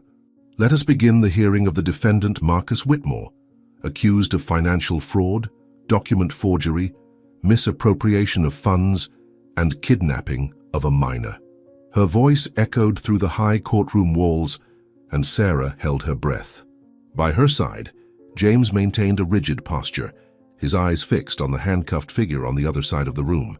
Marcus, dressed in a cheap suit and without the shine of the confident man he had been, raised his gaze for just a second before crossing his arms. His face remained impassive, but there was something in his expression that Sarah recognized well. He still believed he could get out of this situation. The prosecutor stood up, walking slowly to the center of the courtroom. Your Honor, ladies and gentlemen of the jury, today we will present evidence that Marcus Whitmore built a web of lies to enrich himself at the expense of a vulnerable family. He not only stole millions from a company that didn't belong to him, but also committed unforgivable acts, putting an innocent child's life at risk. The prosecutor paused for a moment, looking directly at Marcus, who kept his chin raised. The defendant acted with coldness, premeditation, and without the slightest remorse. The defense attorney, a young and ambitious woman, stood up and straightened the lapel of her blazer before beginning. Your Honor, I ask that we remember that until proven otherwise, Mr. Marcus Whitmore remains innocent. Allegations and emotions do not substitute concrete evidence. She gave a slight smile, swiveling on her heels to face the jury. My client was a business partner to Mrs. Sarah Vasconcelos, a man who stood by her side in difficult moments. What we have here is not a criminal, but rather an unjustly accused businessman in a scenario of emotional tragedy. Sarah felt her stomach churn. How could someone have the courage to defend Marcus after everything? Her mind went back to the moments at the kennel, to Emma's despair, to the chilling terror of the night when her daughter could have been lost forever. She gripped her fingers around her leg, fighting against the anger that boiled in her veins. We call our first witness, Mrs. Sarah Vasconcelos. The prosecutor's voice brought Sarah back to the present. She took a deep breath, stood up, and walked to the witness stand. Her eyes met Marcus's for a brief moment, but she did not look away. The prosecutor approached. Mrs. Vasconcelos, could you tell us when you realized the defendant was embezzling money from your company? Sarah kept her voice steady. Unfortunately, it was too late. Marcus gained my trust gradually, infiltrated my routine, and before I realized it, he had full access to the company. I only discovered the embezzlements when I started questioning the numbers and found forged documents signed in my name. The defense attorney intervened. But you did sign those documents, correct? Sarah pursed her lips. No, my signature was forged. She pointed to one of the reports on the prosecutor's table. The forensic analyses proved it. The prosecutor smiled slightly before continuing. And regarding the kidnapping of your daughter? Sarah felt a lump in her throat, but she did not hesitate. Marcus used my trust to get close to my daughter. He manipulated her when I was not around, threatened her, and at the right moment he took her from home. My daughter was found in an abandoned kennel, where he locked her up to ensure she wouldn't say anything about the crimes she discovered. The courtroom fell silent for a moment. The defense attorney cleared her throat and leaned over the table. So you believe Marcus Whitmore posed a danger to your daughter? Sarah turned her face slowly, looking directly at Marcus. Her voice came out without hesitation. He didn't just pose a danger, he is a monster. Murmurs spread through the courtroom, and the judge had to strike her gavel to contain the tension. Sarah stepped down from the witness stand and returned to her seat, where Emma was waiting with tear-filled eyes. The trial continued for hours, and each piece of evidence presented made Marcus's downfall more inevitable. Bank statements, employee testimonies, security camera footage, everything painted a portrait of a meticulous criminal who nearly escaped. When it was time for the verdict, everyone held their breath. The jury returned to the room after a long deliberation. The foreperson stood up and announced in a firm voice, "We find the defendant guilty on all charges." Marcus did not react immediately. He remained seated, shoulders tense, eyes fixed on the ground. Then slowly he raised his face and looked at Sarah. She expected to see him desperate, broken. But all she found was a cold rage, as if he still believed that somehow this game was not over. The judge adjusted her glasses before pronouncing the sentence. In light of the evidence presented and the jury's verdict, the defendant, Marcus Whitmore, is sentenced to 25 years in prison, with no possibility of parole. The courtroom erupted in whispers. Sarah closed her eyes for a moment, feeling the tension leave her shoulders like a weight being lifted. The nightmare was over. As Marcus was led away, James placed his hand on Sarah's shoulder. He will finally pay for everything. Sarah looked at Emma and smiled softly. And we can finally move on. The silence in the courtroom was absolute. All eyes were fixed on the judge, who maintained a stern expression as she flipped through the last documents of the case. The weight of Marcus Whitmore's sentence hung over the room like an impending storm. Sarah took a deep breath, feeling the chill of anticipation run down her spine. By her side, Emma gripped her fingers tightly, and James, firm as a rock, kept his eyes fixed on the defendant who, even in the face of imminent conviction, maintained an arrogant posture. The judge adjusted her glasses on her nose and raised her gaze to Marcus. In light of the evidence presented, the testimony of the victims, and the irrefutable proof of the crimes committed, this court has no doubt as to the guilt of the defendant. Marcus Whitmore demonstrated coldness, premeditation, and a total lack of remorse in his actions. We are not just talking about financial fraud, but an abominable crime that involved the kidnapping of an innocent child and the attempt to destroy a family for personal gain. The magistrate's voice was firm, leaving no room for challenge. Marcus remained motionless, but Sarah noticed how his fingers clenched on the table. The man who once controlled her life was now nothing more than a sentenced criminal facing his own ruin. The judge continued. Considering the gravity of the offenses and the psychological and emotional impact caused to the victims, the court sentences Marcus Whitmore to 25 years of incarceration in a maximum security facility without the possibility of parole or sentence reduction for good behavior during the first 15 years. The murmur that swept through the courtroom was muffled by the gavel striking the wood. Sarah felt a wave of relief wash over her body, as if a weight she had been carrying for so long had finally been ripped away. Emma looked at her mother with wide eyes, waiting for confirmation. "He can't hurt us anymore." Her voice was small, almost hesitant, as if fearing that all of this was a fleeting dream. Sarah turned to her daughter and cupped her face tenderly. "Never again, my love." Her voice came out choked but carried an unshakable certainty. "You're safe now." Emma blinked a few times, absorbing those words, until a small smile appeared on her face, a shy smile, but genuine. For the first time since it all began, she felt she could breathe without fear. Marcus was escorted out of the courtroom by the officers, his hands firmly handcuffed, his shuffling steps echoing on the marble floor of the courthouse. His once impeccable suit now looked crumpled and worn, a reflection of the ruin he had become. The murmur of the present audience grew as he passed, as if everyone wanted to absorb the image of the downfall of the one who once manipulated, deceived, and destroyed lives without hesitation. But Marcus didn't care about them. His gaze was fixed on only one person. Before disappearing through the cold corridors that would lead him to prison, he slowly turned his head and found Sarah. His gaze was icy, laden with silent hatred, a contained fury behind the mask of false composure he was still trying to sustain. It was not the look of a remorseful man. On the contrary, it was the look of someone who still saw himself as a victim, someone who did not accept his defeat. But this time, Sarah did not back down. She held that gaze with an unshakable serenity, her shoulders raised, her countenance calm. There was no more fear, no more doubt, only the certainty that Marcus was nothing more than a broken and irrelevant man. He no longer had power over her life, over her daughter, over anything.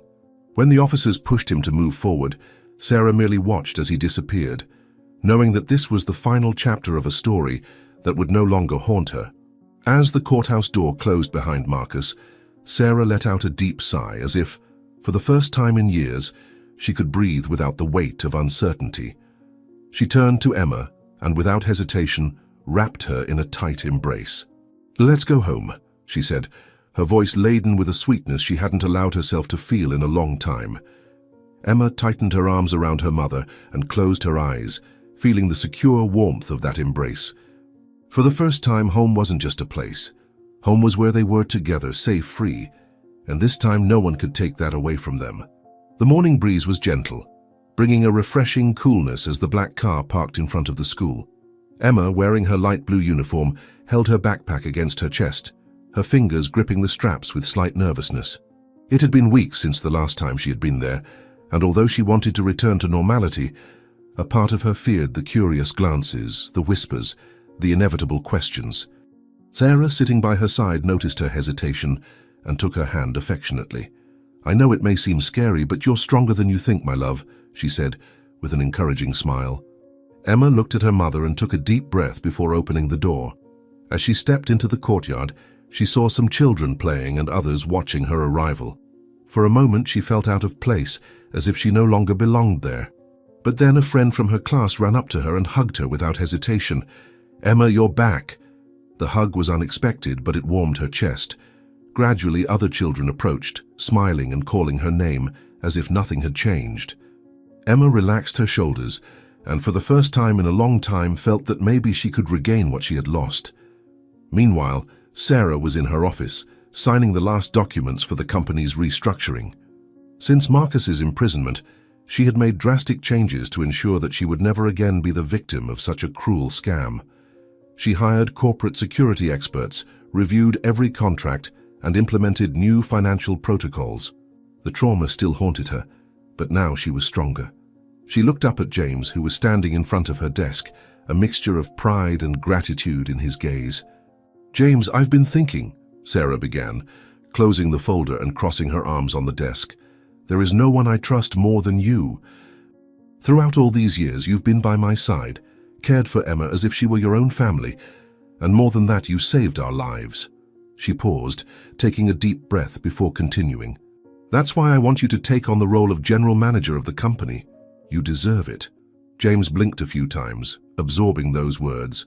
"Mrs. Sarah, His voice failed for a moment, something rare for him. "I don't know what to say." Sarah smiled. "Say you accept it." James finally smiled back, nodding. "I accept, with great pride."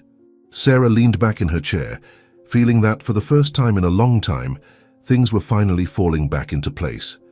She looked out the glass window, watching the bustling city, and knew that the worst was over. Emma was safe, the company was protected, and by her side she had the right people. Now they could start over. The afternoon sunlight illuminated the spacious kitchen, casting golden hues over the table where Emma was drawing intently. Her small hands moved the colored pencil with precision, bringing to life a vibrant scene, her and Sarah holding hands, smiling in front of the house. Since everything happened, Emma had changed.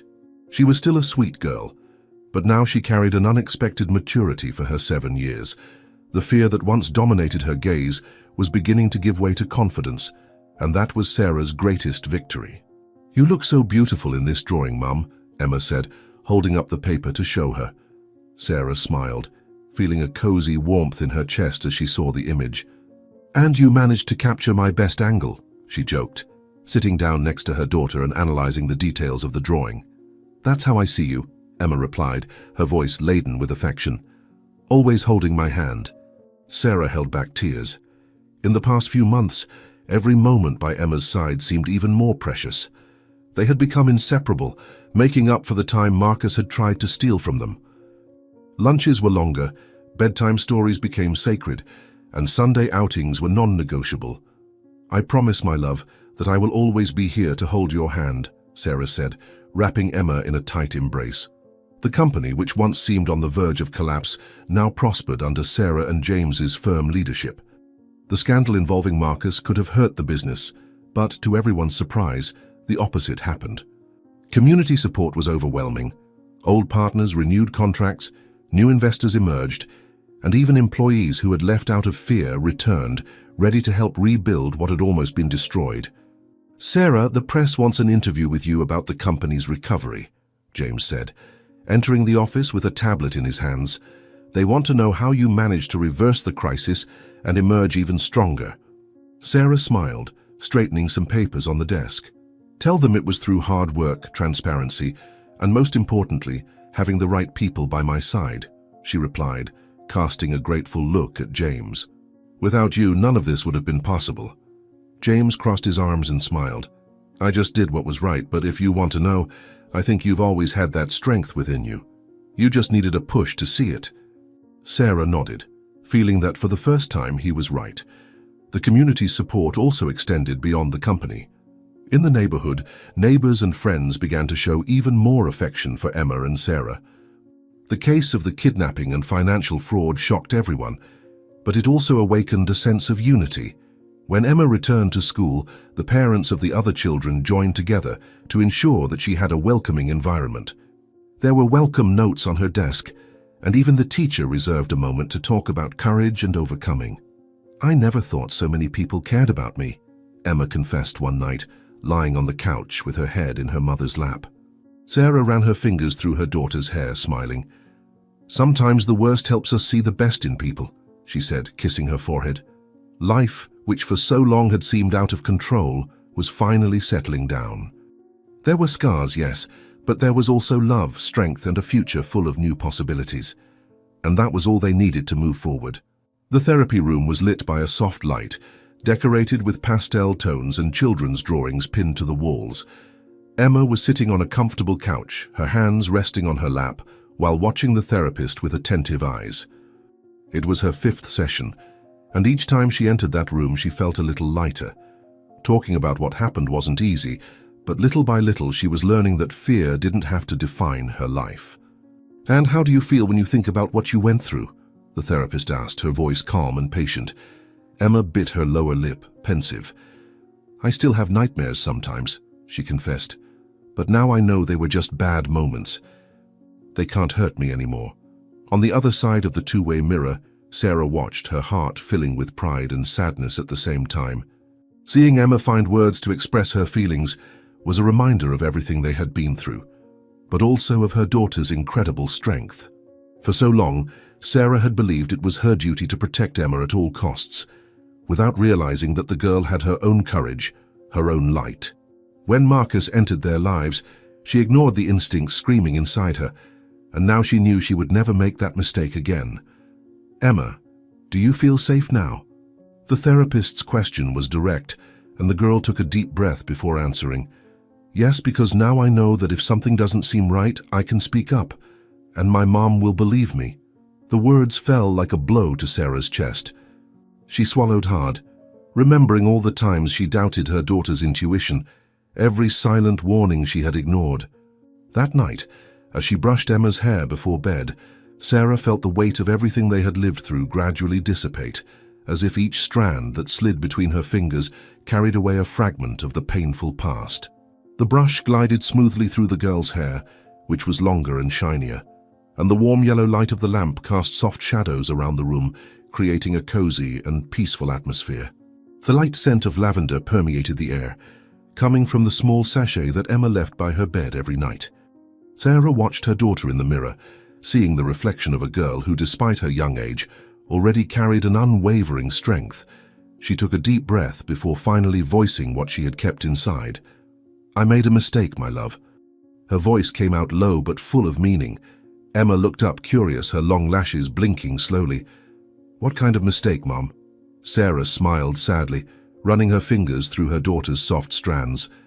"I should have trusted you from the beginning. I should have listened to how you felt. You always saw what my heart tried to deny." Emma turned a little, looking her mother directly in the eye, and held her hand gently. "But now you listen." Sarah nodded, her eyes glistening with silent emotion. "And I will never doubt you again, my love." Emma smiled softly, her gaze filled with understanding and relief. In that moment, Sarah knew that they were both finally free, not only from the past but from the shadows that had once threatened to tear them apart. The prison truck advanced along the dirt road, raising dust as it passed through the iron gates of the state penitentiary. Marcus was handcuffed, his wrists bound by rigid chains, and his gaze fixed on the small rusted plaque above the entrance. Agricultural Penal Unit. His jaw was clenched, the muscles tense under his orange prison shirt. The hot, dry air entered through the bars of the vehicle, carrying a peculiar smell, an odor of moisture, feed, and wet fur. He felt a shiver run down his spine as he realized where that smell came from. As he got off the truck, a tall, burly guard pulled Marcus by the arm and led him inside the unit. The sound of the gates closing behind him sounded like a definitive sentence, a warning that his freedom would never return. In the yard, other inmates watched him with curious looks, some murmuring among themselves. But what caught his attention the most was the insistent sound of barking coming from the opposite side of the compound. His eyes narrowed when he spotted a fenced-in structure with at least 10 large iron cages. Inside, dogs barked and ran from one side to the other, and a group of prisoners cleaned the cages under the supervision of the guards. "Welcome to your new home, Whitmore," said one of the prison officers, forcing a slight smile. "Here we like to offer decent work to our inmates. And look, we had an opening for someone to take care of the unit's kennel." Marcus felt a bitter taste in his mouth.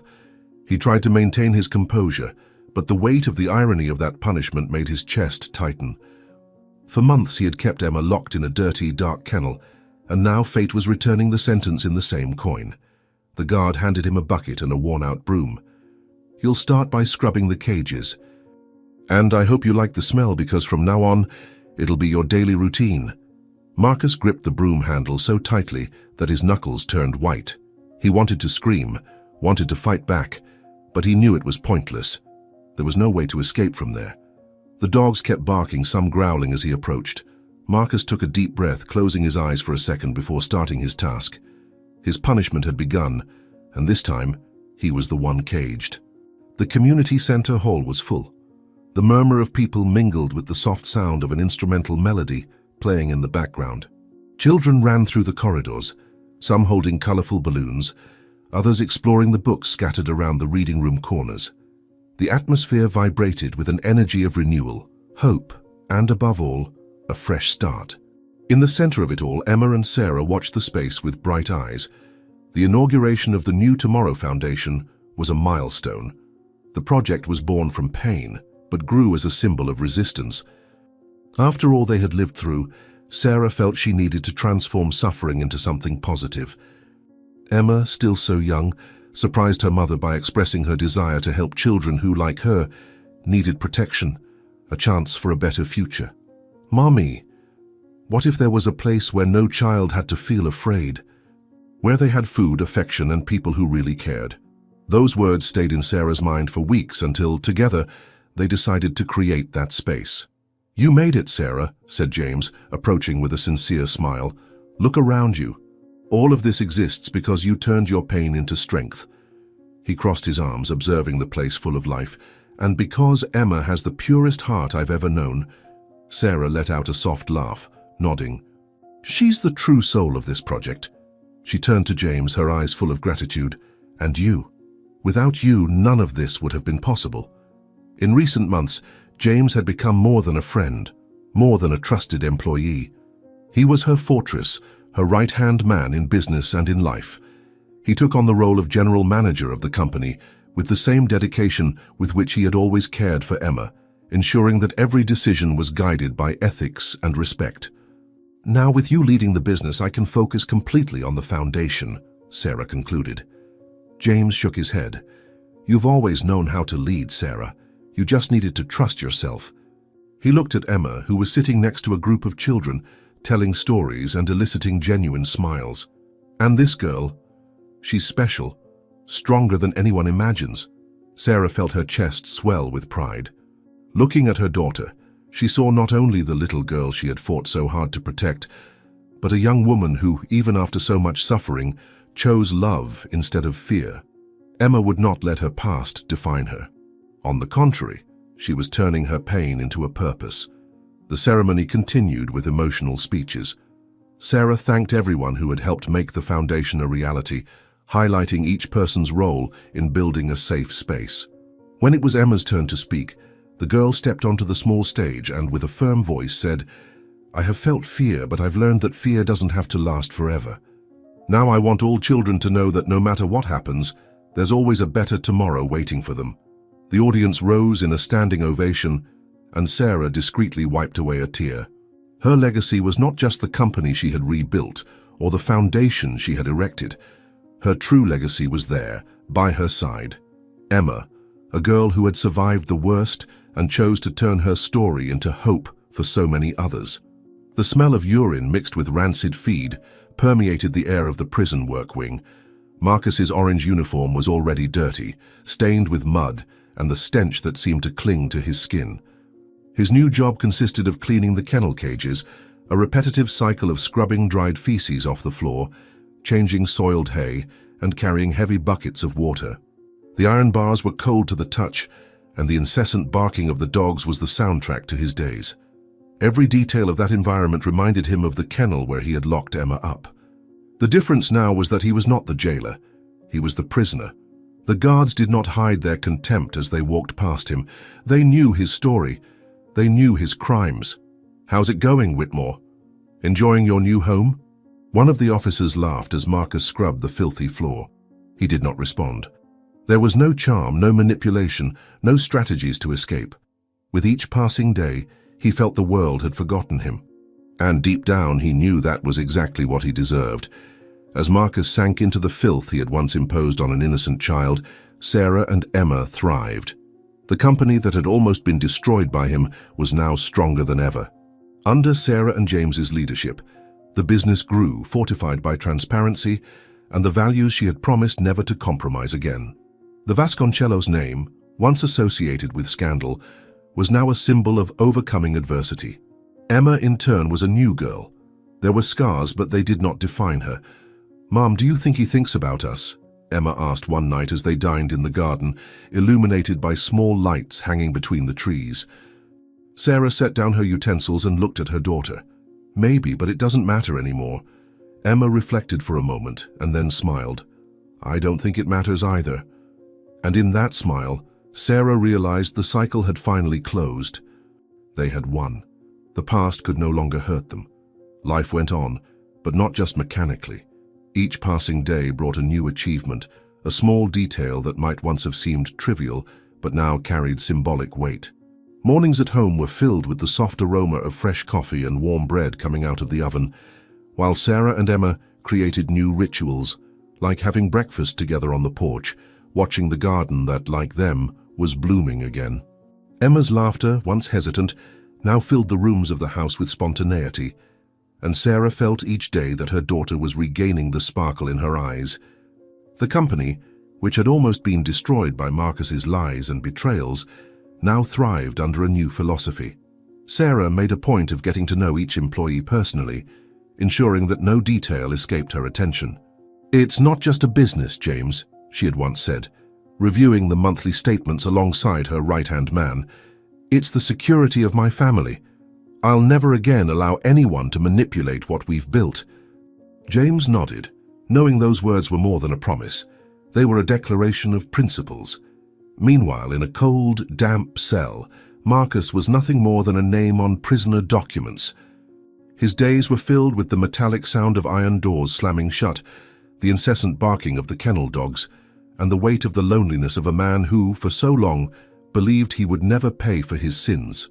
Outside, Sarah and Emma moved forward free, rewriting their stories with steady hands and resilient hearts. If Sarah and Emma's story moved you, don't forget to subscribe, like, and check out the story that's appearing on the screen now, specially chosen for you. See you soon.